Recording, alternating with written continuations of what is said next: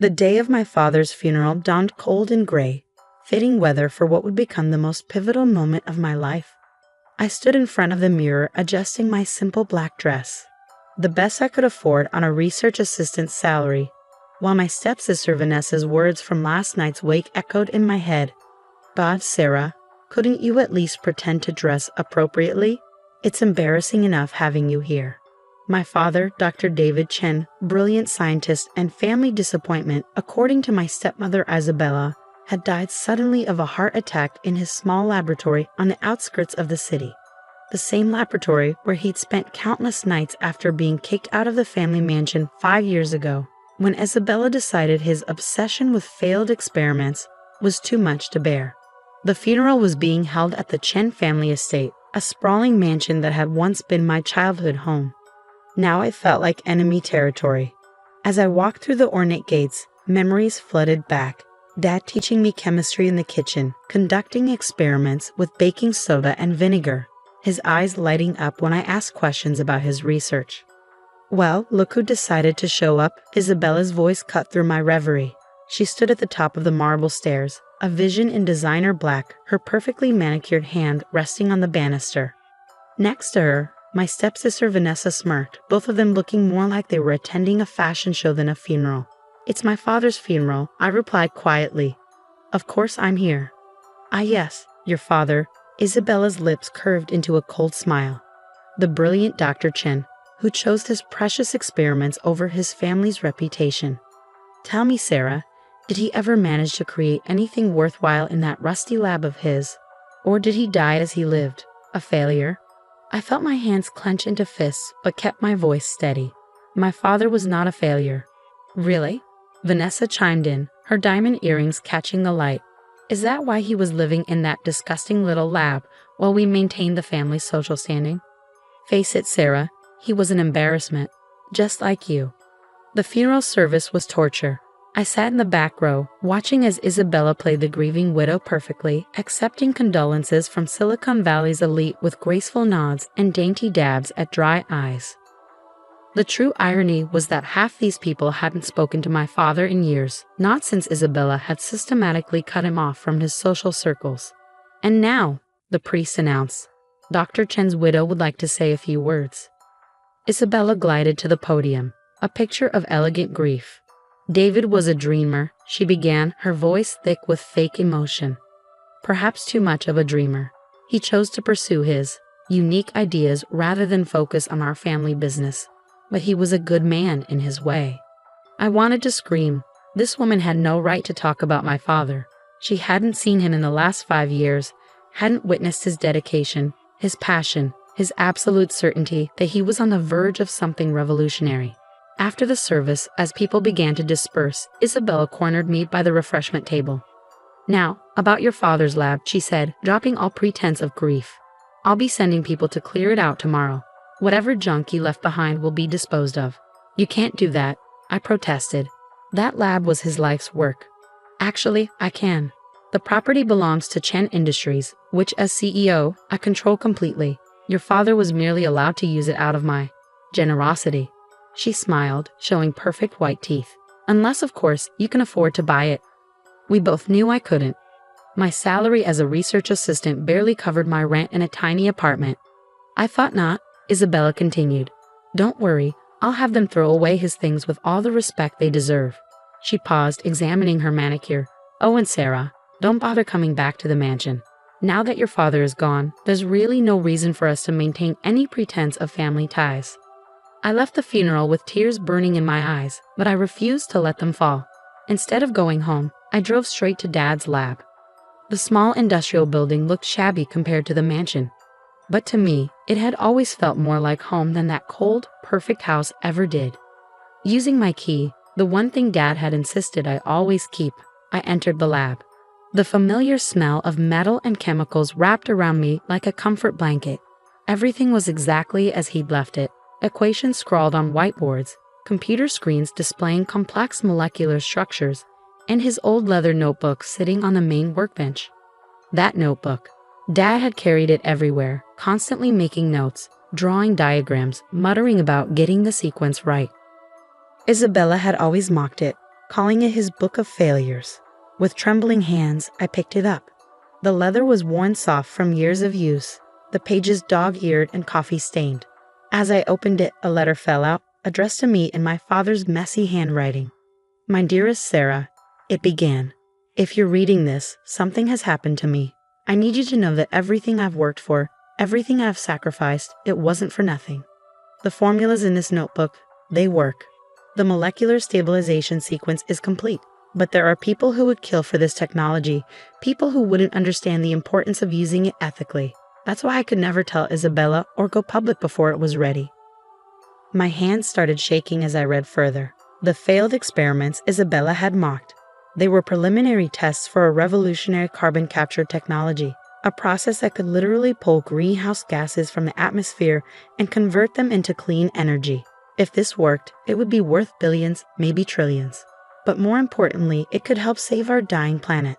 As I read through the notebook, my scientific training kicking in, I realized Dad had done it. The formulas were elegant, the science sound. He'd solved problems that had stumped researchers for decades. This wasn't the work of a failure. This was genius. A noise outside startled me. Headlights swept across the windows as a car pulled up. Panic gripped me as I remembered Isabella's words. She was sending people to clear out the lab. They were early. I had to act fast. I saw Dad's old laptop on his desk. He'd always told me it contained his most important files. Grabbing it and the notebook, I looked frantically around the lab. What else would they destroy? What else did I need to save? The sound of voices outside spurred me into action. I spotted Dad's external hard drives in a drawer. Those two went into my bag. Then I noticed a small safe under his desk, one I'd never seen before. The combination. What would Dad have used? More voices, closer now. Keys jingling. With trembling fingers, I tried my birthday. Nothing. The handle of the front door started to turn. Mom's birthday? No. The door opened. In desperation, I tried the date Dad had first shown me, the periodic table, our special day, he called it. The safe clicked open. "Hello?" a man's voice called from the front room. "Dr. Chen." Inside the safe was a single USB drive, labeled FALSAFE in Dad's handwriting, and a small stack of papers that looked like patent applications. I grabbed everything, shoved it in my bag, and looked around frantically for an escape route. The back door. Dad always kept it unlocked for emergency exits during dangerous experiments. I slipped out just as flashlights beamed through the main lab space. In the darkness, I ran to my car, parked around the corner. As I drove away, I saw men in dark suits entering the lab, carrying boxes and equipment. Isabella wasn't just clearing out the lab, she was searching it. She knew. That night, instead of going to my apartment, I checked into a small motel under a fake name. I couldn't risk Isabella's people finding me, not until I understood exactly what I had. Setting up Dad's laptop, I began to dig through his files. What I found kept me awake until dawn. Would you like me to continue with part 2, where we see what Sarah discovers and how she begins to fight back against her stepmother's empire? The next morning, my hands still shaking from what I'd discovered, I made 3 crucial phone calls. The first was to Dr. Marcus Zhang, my father's old colleague from MIT who'd mysteriously retired the same year Isabella forced Dad out of the mansion. The second was to Maya Patel, my best friend from graduate school who now ran a prestigious environmental law firm. The third was to James Wilson, my ex-boyfriend who happened to be one of Silicon Valley's most successful venture capitalists. "Sarah Chen." James answered on the first ring, surprise evident in his voice. We hadn't spoken since our breakup 2 years ago, when he'd chosen his career over our relationship. "I heard about your father. I'm so sorry." "James, I need your help," I said, cutting straight to the point. "But first, I need you to sign an NDA." An hour later, I sat in a private conference room at James' office, watching his face as he reviewed my father's data. His expression shifted from skepticism to shock to something approaching awe. "Sarah, this is," he trailed off, running a hand through his perfectly styled hair. "This isn't just revolutionary, this changes everything. The carbon capture efficiency rates alone are 10 times better than anything currently on the market. And the energy conversion process," he looked up at me, eyes wide. "Your father actually solved it." "Yes," I said quietly, "but there's more." I showed him the files I'd spent all night decoding. Dad hadn't just developed the technology, he'd documented every attempt Isabella and Chen Industries had made to steal his research over the past 5 years. Email threads, recorded conversations, surveillance footage, he kept everything. She tried to force him to hand over the patents, I explained, pulling up a particularly damning email chain. When he refused, she started spreading rumors about his mental stability, cut off his funding, and eventually kicked him out. But she never stopped trying to get her hands on his research. James whistled low. This is corporate espionage. Serious stuff. He paused, studying me. What do you need from me? Investment capital. Enough to set up a new company and fast-track the development. Maya's already working on securing the patents in my name. Dad had filed the preliminary paperwork before he died. But we need to move quickly, before Isabella realizes what she's lost. Before James could respond, my phone buzzed. A text from Maya, 911. Turn on CNBC now. James grabbed the remote, switching on the conference room's wall-mounted TV. Isabella's perfectly composed face filled the screen as she stood at a podium in front of Chen Industries headquarters. It is with great pride that I announce Chen Industries' breakthrough in carbon capture technology, she was saying, her voice smooth as silk. My late husband's final project has yielded remarkable results, and we expect to begin implementation within the month. My blood ran cold. She was trying to claim Dad's research as her own. That's why they were searching the lab, I whispered. They're going to try to recreate his work. James's phone chirped. Chen Industries' stock was already soaring on the announcement, but I noticed something in Isabella's press conference, something that made me lean forward. The molecular stabilization sequence, she was explaining to the reporters, allows for unprecedented carbon capture rates. But her description was wrong. Completely wrong. They didn't have Dad's real research. They had whatever fragmentary notes they'd found in the lab, and they were bluffing. My phone rang. Dr. Zhang. I saw the press conference, he said without preamble. She's desperate, Sarah. Chen Industries is in trouble. They've been covering up massive losses for years, using creative accounting to hide their failed projects. Your father knew. That's why Isabella wanted his research so badly. She needs a win to keep the company afloat. A plan began forming in my mind. Dr. Zhang, how quickly can you put together a research team? For David's daughter, give me 48 hours. The next 2 weeks were a blur of activity. While Isabella basked in the media attention, we worked in secret. James secured us lab space in an unmarked facility outside the city. Maya filed patents and trademarks under a series of shell companies to avoid detection. Dr. Zhang assembled a team of brilliant scientists who'd all been pushed out of Chen Industries over the years. But we had a problem. While we had Dad's research, we needed proof that Isabella had actively tried to steal it. The evidence on Dad's laptop wasn't enough. We needed recent documentation of their corporate espionage.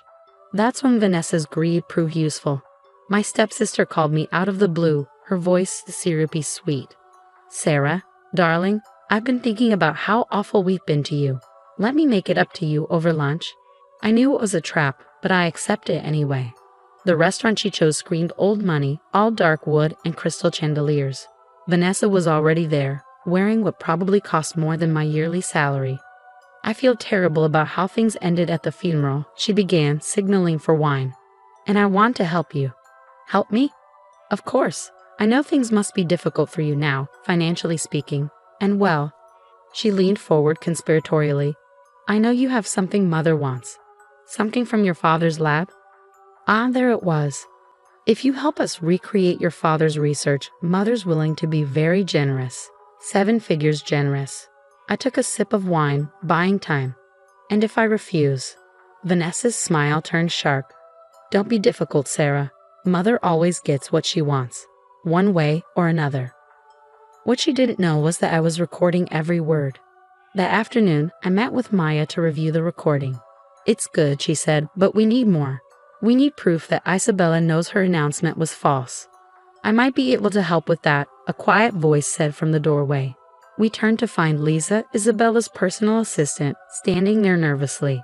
I've worked for Mrs. Chen for 10 years, she continued. I've seen things, done things, but claiming Dr. Chen's research, that's too far. I have documents, internal memos, emails, recordings of meetings where she explicitly discusses stealing his work. Maya's eyes lit up. Would you be willing to testify? Lisa nodded. Dr. Chen was kind to me. He deserved better. The pieces were falling into place, but we had to move fast. Chen Industries was already accepting pre-orders for their non-existent carbon capture technology.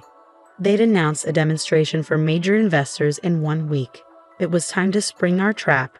Are you sure about this? James asked as we prepared for the final phase. Once we do this, there's no going back. I thought about my father working alone in his lab, refusing to give up his principles even when it cost him everything. Unsure, I said. Let's end this. Would you like me to continue with part 3, where Sarah executes her plan and confronts Isabella at the investor demonstration? The day of Chen Industries' big demonstration dawned bright and clear. The company had rented out San Francisco's most prestigious convention center, and the media presence was overwhelming. News vans lined the street, reporters jostling for position as the world's most powerful investors arrived.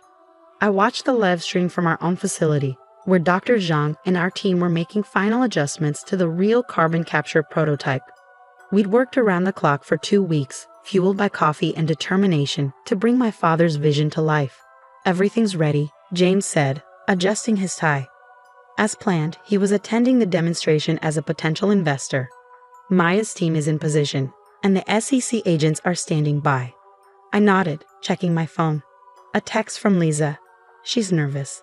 Been practicing her speech all morning. Keeps changing the technical details. Of course she was nervous.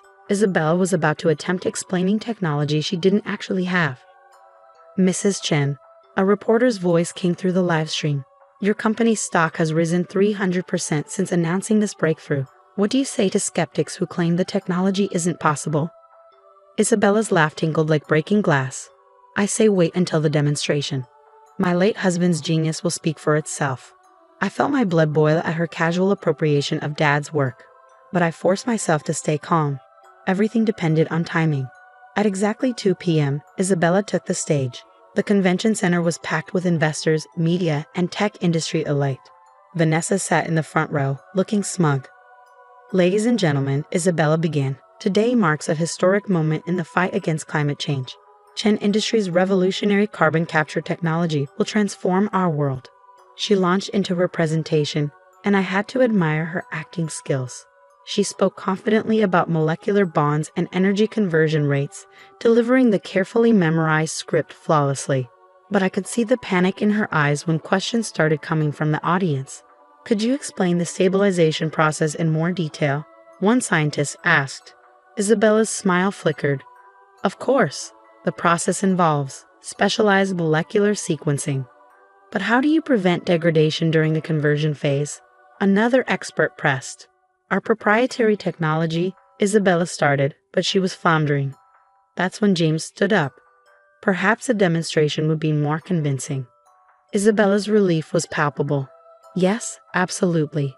If you'll direct your attention to the main chamber. The massive machine behind her hummed to life. It was impressive looking, I had to give them that, all gleaming metal and pulsing lights. But I knew it was just for show. As you can see, Isabella continued, the carbon dioxide is being extracted from the air and converted to. The machine made a horrible grinding sound, then sparked dramatically. Emergency alarms began blaring. Minor technical difficulty, Isabella assured the murmuring crowd. Our engineers will. Or maybe, I said loudly, standing up from my place at the back of the hall. The machine doesn't work because you stole incomplete research and tried to recreate technology you don't understand. The room fell silent. Isabella's face went pale as I walked toward the stage. Sarah, she hissed, what are you doing here? Isn't it obvious, Mother? I continued, my voice carrying in the quiet room. I'm here to demonstrate my father's actual technology. Security. Vanessa shouted, but before anyone could move, the convention center's doors opened. Maya strode in, followed by a team of FBI agents and SEC officials. Isabella Chen, she announced, you're under investigation for corporate fraud, espionage, and securities manipulation. "This is ridiculous," Isabella sputtered. "I have proof. Documents." "Forged documents," Lisa said, stepping forward. "I should know. You made me create them." The next hour was chaos. While FBI agents secured Chin Industries' fake prototype as evidence, Maya presented our documentation of Isabella's fraud. The emails, the recordings. Maya's team verified the transfer. With Isabella's shares, I now controlled what remained of Chen Industries. The company that had once cast out my father was now mine. The irony wasn't lost on me. The next year brought changes I could never have imagined. Chen Sustainable Technologies installed our first large-scale carbon capture facility in California, with dozens more planned worldwide. The technology worked better than even Dad had predicted, giving real hope in the fight against climate change. Vanessa took a plea deal and served community service at an environmental cleanup organization. The experience seemed to change her. She later started a nonprofit focused on sustainable fashion. Lisa, Isabella's former assistant, became my trusted chief of staff, her organizational skills helping us manage our rapid growth. Isabella served 3 years in a minimum security prison. Upon release, she moved to a small house in Montana, about as far from her former lifestyle as possible. She sends me letters sometimes full of regret and attempted explanations. I read them, but rarely respond. On the first anniversary of Dad's death, I visited his grave early in the morning. The simple headstone stood in stark contrast to the ornate Chen family plot nearby. "We did it, Dad," I said softly, placing fresh flowers by the stone. "Your work is helping people, changing things, just like you always wanted." That afternoon, I had a board meeting in our new headquarters. The company had grown to over 1,000 employees, and our market value had reached $50 billion. But before heading into the meeting, I stopped by my office and opened Dad's old notebook, now carefully preserved in a glass case. Inside on the last page were words he'd written years ago. "Success isn't measured in dollars or acclaim, but in the positive change we create. Remember that, Sarah." I did remember. Every day, as I stood looking out over the city, I thought about legacy. Isabella had built her empire on deception, desperate to maintain the appearance of success. Dad had worked in a humble lab, focused only on making his dreams reality. In the end, truth and dedication had won out over lies and manipulation. Real change had triumphed over empty promises. My phone buzzed. Another international contract, this time from India. More opportunities to implement Dad's technology to reduce carbon emissions, to make a difference. I smiled, touching the simple locket I always wore, the one containing a small piece of paper from Dad's notebook. Sometimes the greatest victories come not from destroying others, but from staying true to your principles and letting your work speak for itself. Dad taught me that, and it was the most valuable inheritance he could have left me. The world was changing, and thanks to him, I was helping change it for the better. That, I knew, would have made him prouder than all the billions in the world.